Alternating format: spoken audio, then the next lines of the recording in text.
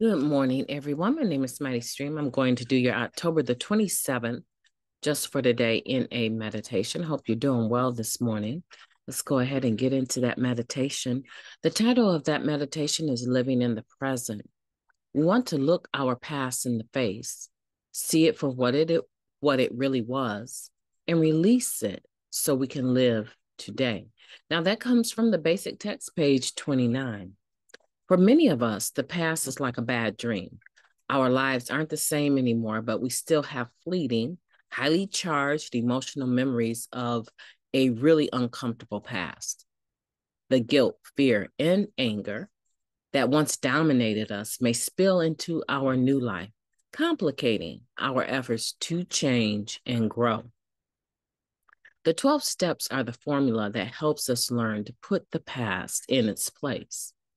Through the fourth and fifth steps, we become aware that our old behavior didn't work. We ask a higher power to relieve us of our shortcomings in the sixth and seventh steps, and we begin to be relieved of the guilt and fear that plagued us for so many years. In the eighth and ninth steps, by making amends, we demonstrate to others that our lives are changing.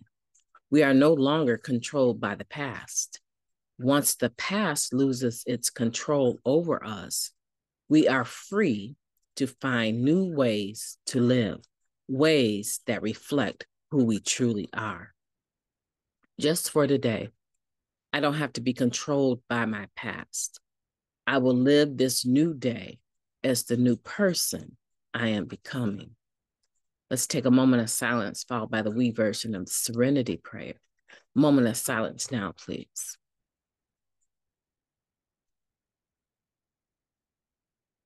Thank you, God. Grant us the serenity to accept the things that we cannot change, the courage to change the things that we can, and the wisdom to know the difference. Just for today, please and thank you.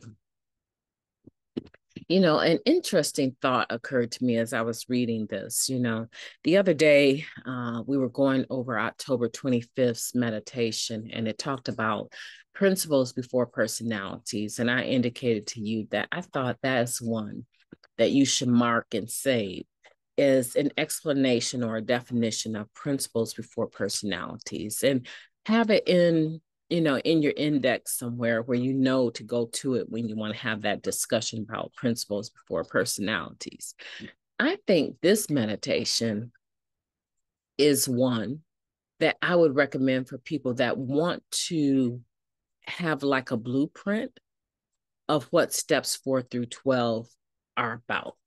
I know it only goes up to 9, but it is interesting the way that it explains the steps so briefly but concisely, the benefits that we need for these steps, right? So through the fourth and fifth steps, we become aware that our old behavior didn't work. So when I'm wondering what was the purpose of fourth and fifth, it says it right here, to help me become aware that the things that I used to do didn't work and they're not going to work now. I love this because it breaks it down in a very concise, simple way.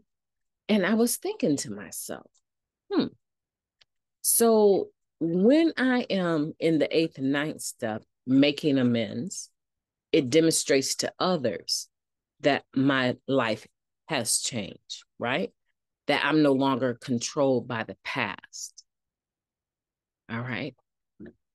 And I was thinking, how many times did I actually use and say to myself, I'm using because of my past? There weren't any times that I said that. And this is where it becomes tricky for the still using addict, or the addict that is complacent and considering relapsing, right? Because I didn't at least tell myself, oh, I'm using because of my past. I'm getting high because of my past. I never said that. But it was evident.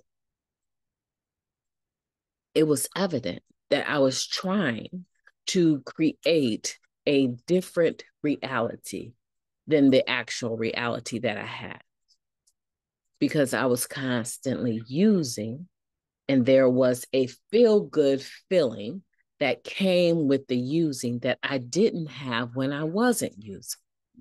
And when I wasn't using, my mind would often go to all of the things that I owed amends for, that I was ashamed or felt guilty about.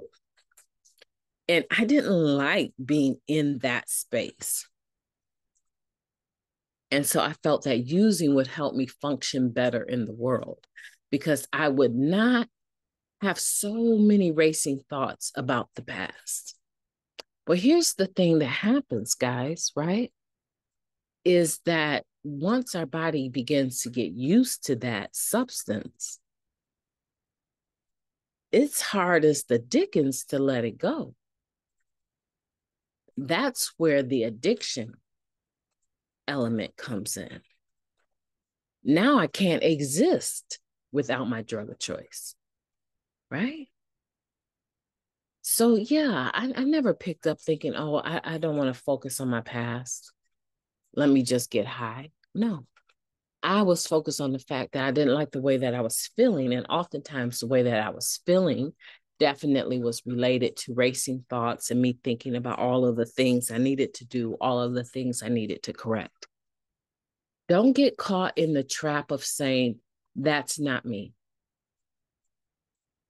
I never did that.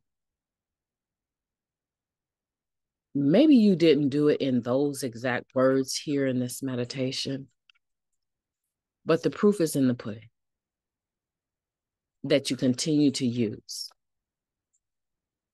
And that finally, when you stopped, you realized that those old bugaboos came back up, and you had a way this time to be able to successfully deal with them through the 12 steps and the spiritual principles.